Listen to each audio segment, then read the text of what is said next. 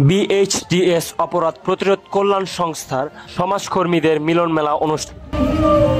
শুক্রবার 18 এপ্রিল বাংলাদেশ লোক ও কারুশিল্প ফাউন্ডেশনের উদ্যোগে সোনারগাঁও জাদুঘর আয়োজিত জয়ন্তী উৎসব ও পহেলা বৈশাখ উপলক্ষে মেলাতে বিএইচডিএস অপরাধ প্রতিরোধ কল্যাণ সংস্থার সমাজকর্মীদের মিলন মেলা অনুষ্ঠিত হয়। এই সময় বিএইচডিএস অপরাধ প্রতিরোধ কল্যাণ সংস্থা সোনারগাঁও পৌরসভা কমিটির সম্মানিত সভাপতি মোহাম্মদ মুজিবুর রহমান প্রধানের সার্বিক ব্যবস্থাপনায় সংগঠনের সকল নেতৃবৃন্দদের মিলন মেলা ও চায়ের আড্ডা অনুষ্ঠিত হয়।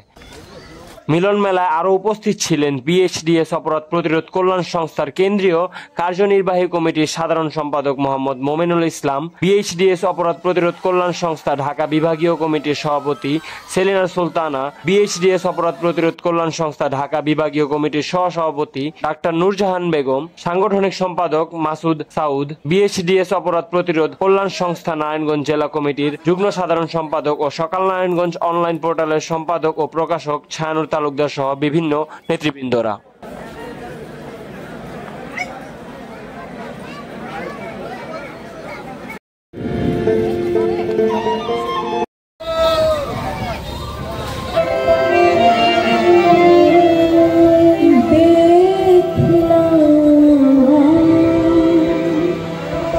Thank you.